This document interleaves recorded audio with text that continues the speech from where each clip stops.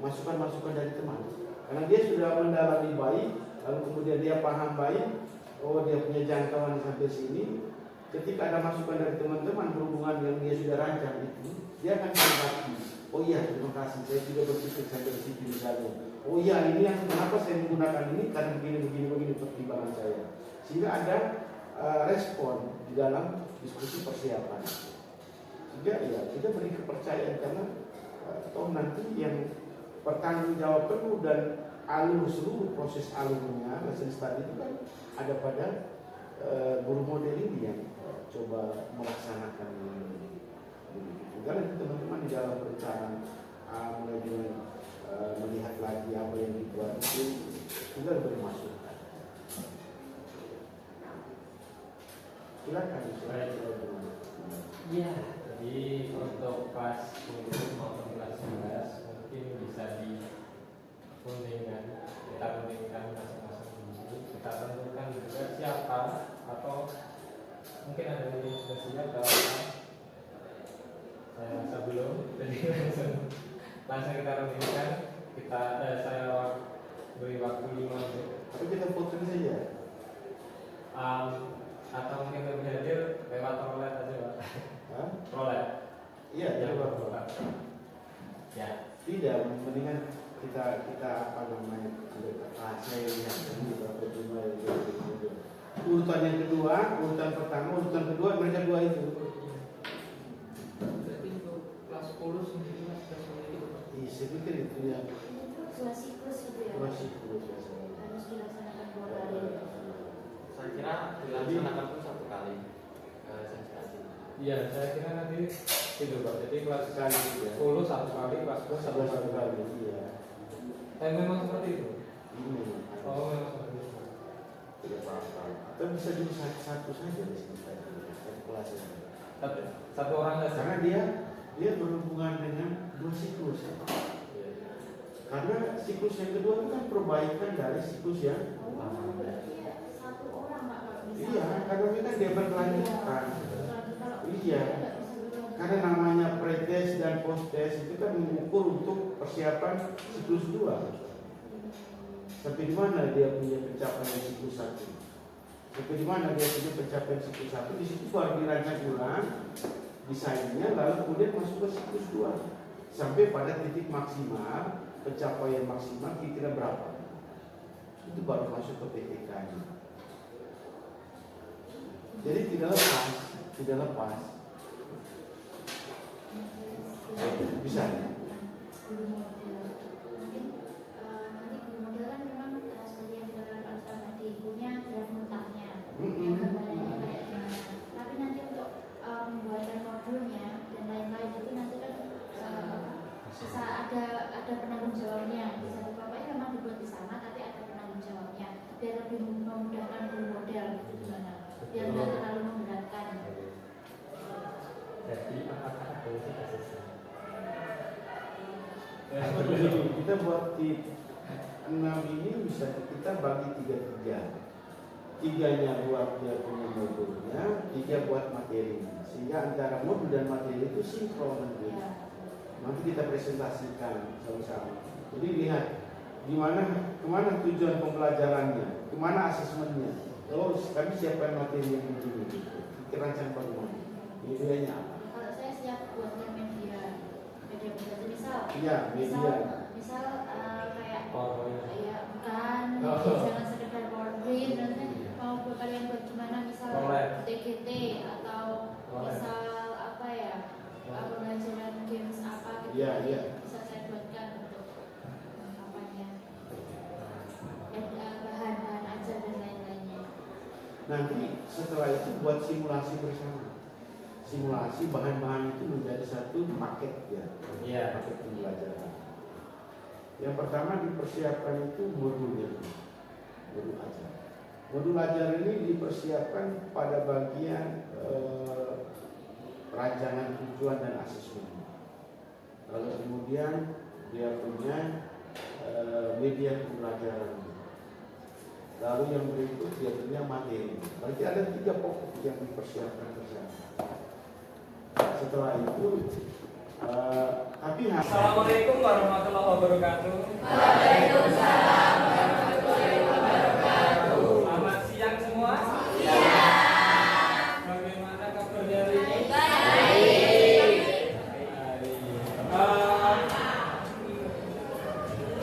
Apakah ada yang tidak masuk? Iya ya? Iya. Oke. Silakan anak-anak sekalian mengecek kanan kirinya apakah ada sampah.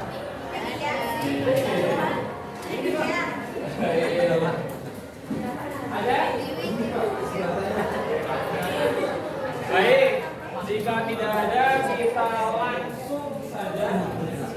Hari ini kan siang ya, capek ya. Kita ice breaking dulu. Sekali lagi, satu kali ya. Oke, silakan berdiri sebentar. Marina menari di atas menara, Marina menari di atas menara. Marina menari, Marina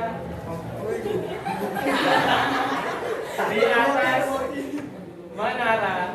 Baik, masih konsen. Tepuk tangan untuk semuanya. Kita duduk kembali. Minggu lalu kita sudah membahas tentang hak dan kewajiban sebagai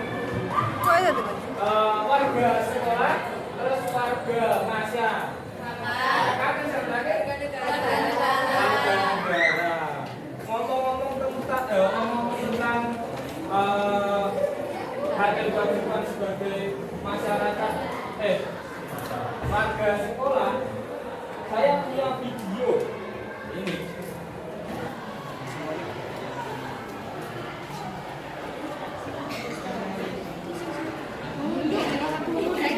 Terlalu cepat.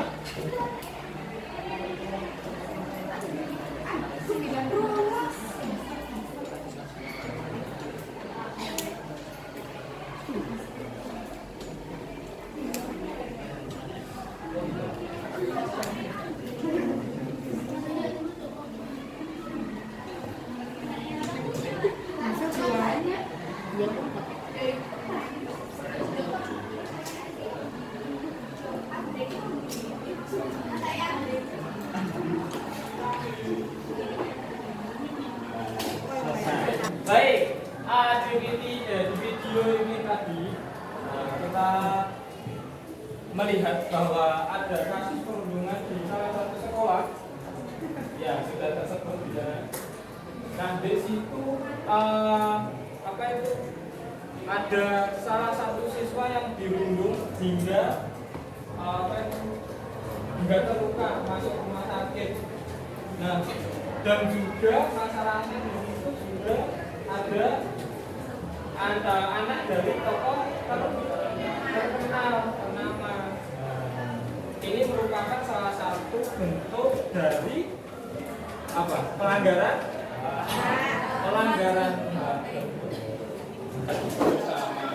Ngomong-ngomong tentang gotong royong, nah gotong royong ini menurut kalian termasuk hak atau kewajiban? Kewajiban sebagai warga negara. Nah, pas sekali kita akan membahas tentang hak dan kewajiban sebagai warga sekolah, masyarakat, dan negara. Oke? Kita akan membahas tentang arti, contoh hak dan kewajiban itu di mana saja, baik di sekolah, masyarakat maupun negara. Nah, kira-kira saja. Nah, sebelum saya setir, ketahuan. Kira-kira apa yang dimaksud dengan hak? Satu. Ayo, satu saja. Satu kata boleh. Dua kata sih. Silakan.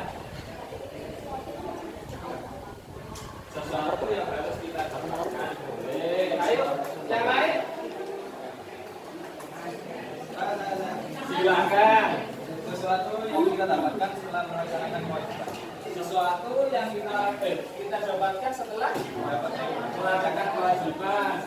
Satu lagi sesuai sunnah. 3. Satu lagi. Mau tak tunjuk? Atau ditunjuk? Gimana? Gak apa-apa, gak usah salah. Satu. Sudah cukup?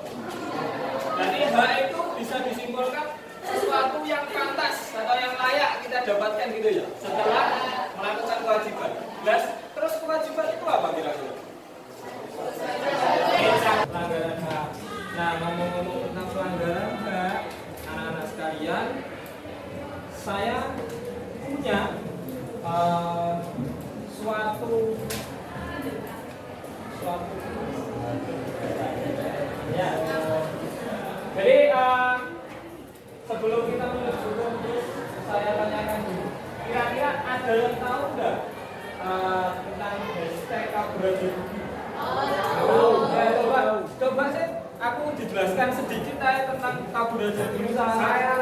Ya silakan. Dari semua warga negara khususnya orang pemuda-pemuda yang kabur ke luar negeri ya karena kondisi hukum di negara ini yang sudah mati dan kami juga menurut mereka nggak. Baik, berarti apa yang menekankan tentang munculnya hashtag kabur aja dulu itu adalah ketidakpuasan warga negaranya sendiri akan penegakan keadilan. Terus apa itu pemberdayaan lapangan kerja yang berkurang. Jadi antara warga negaranya dan juga dan juga lapangannya itu berbeda jauh dan sedangkan di Indonesia itu sangat sulit untuk mencari lapangan kerja. Oke. Nah, ngomong-ngomong tentang lapangan kerja ngomong-ngomong tentang kabupaten sendiri, saya sebenarnya sedikit tertarik dengan pendapat anak-anak sekalian. Nah, mulai kita sudah hampir semua itu malah tahu tentang hashtag ini. Malah saya yang kelihatannya ketinggalan ini. Nah, kalau begitu silahkan anak-anak sekalian berkelompok sesuai dengan kelompok yang sudah dibagi sebelumnya. Bisa dimulai dari sekarang tapi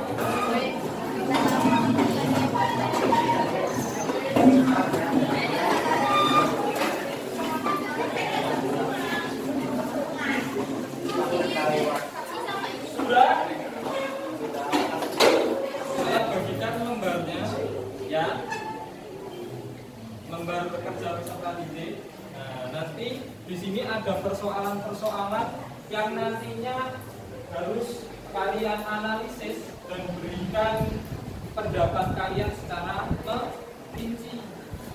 Nah, nanti bisa dibagi tugasnya, siapa yang mengerjakan tugas A, lalu tugas B. Nah, nanti biar bisa segera selesai. Oke? Baik. Untuk yang kelompok ini tugasnya sudah tahu. Nah, ini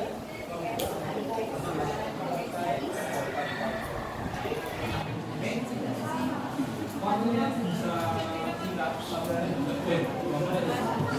ya. Jadi nanti kalau jawabannya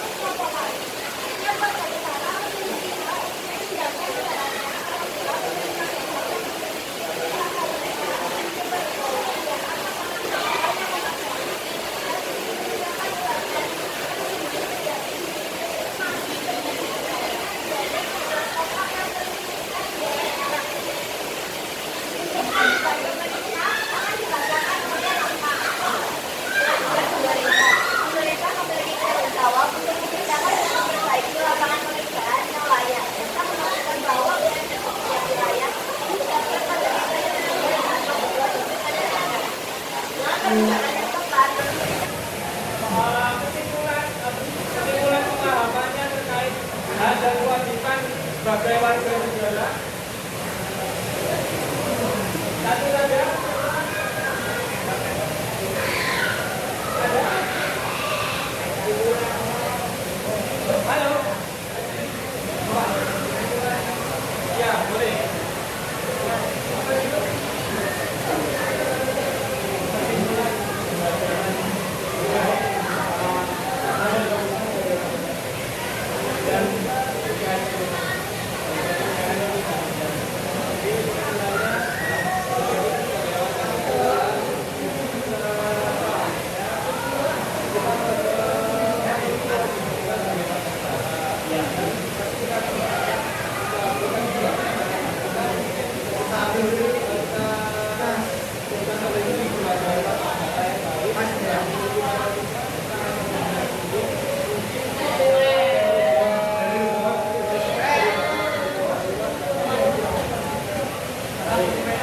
Baik, terima kasih.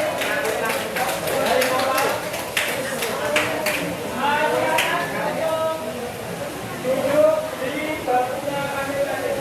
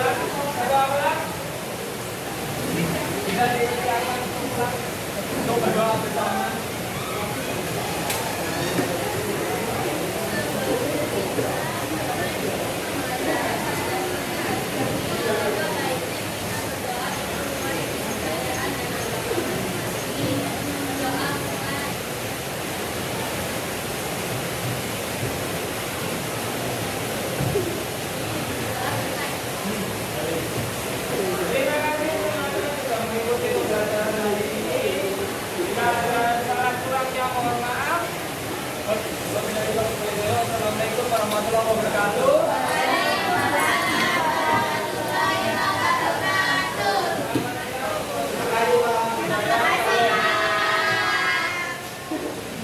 Saya juga makasih. Fasilitasi proses diskusi dengan membantu kelompok yang membutuhkan bantuan. Saya minta.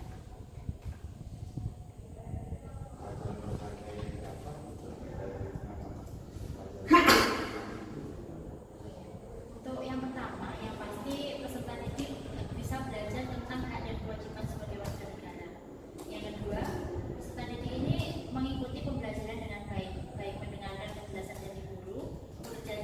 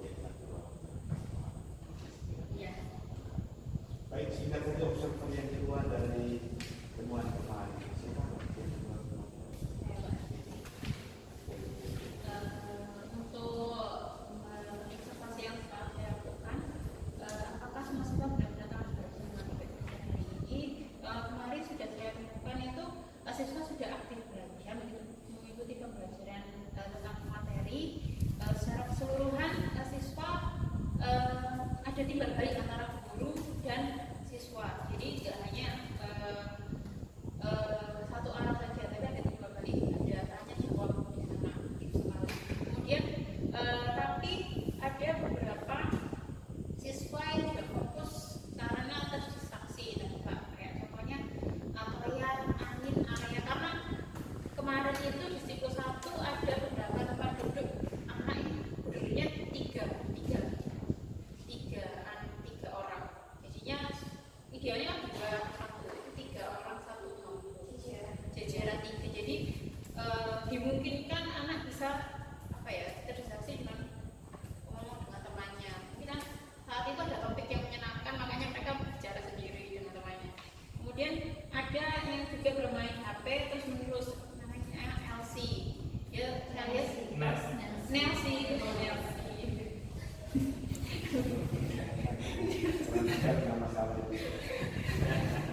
kemudian ada sesuatu yang lucu di HP-nya atau bagaimana saya tidak tahu, makanya dia terus ngecek HP-nya. Kemudian untuk siklus 2 sudah ada perbaikan dari tempat duduknya, sudah dikondisikan lagi jadi 2-2, jadi anak-anak sudah terfokus, apalagi dari siklus 2 itu sudah anak-anak berkelompok, jadi sudah terkondisi dengan baik. Untuk mengapa siswa tersebut tidak belajar dengan baik, karena guru hanya fokus pada peserta didik tertentu dan kurang terfokus pada siswa yang paling belakang. Karena jumlah siswa yang cukup banyak, ya kan idealnya ini kalau Danu cukup banyak gitu jumlah siswa. Masih itu mana kelas? Sekitar 35. Jadi jumlahnya memang satu ruang bagi kelas 10 itu semuanya. Angkatannya nggak berarti 350. Saya cuma mengerti dulu ya, mengapa siswa tersebut tidak dapat Caranya peserta didik, karena guru hanya fokus pada peserta didik tertentu dan kurang terfokus pada siswa yang paling belakang lajurnya.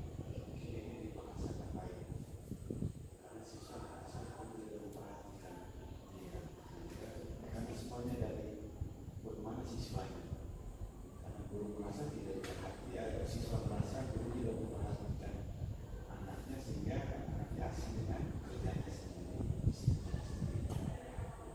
Ini lebih ke pengamatan terhadap pelajaran siswa, pertemuannya dan pelajaran siswa. Terus kemudian Penyebabnya apa? Penyebabnya karena kalau penyebabnya saya di sini jumlah siswa yang cukup banyak mengakibatkan guru kurang bisa mengakomodasi fokus peserta didik. tidak bukan cuma siswa tidak berpengaruh pada pribadi. Karena ini kan tindakan pribadi, bukan tindakan kelompok dalam satu kelas. Karena ini kan bukan sebuah wabah atau penyakit yang memasuki satu kelas. Kalau hubungan tadi itu karena siswa merasa dia nyaman saja karena tidak dipantau oleh guru, sehingga dia asik dengan dirinya. Entah itu karena mungkin karena itu alasan guru, kalau kita tanya ke gurunya ya dengan alasan jumlah siswa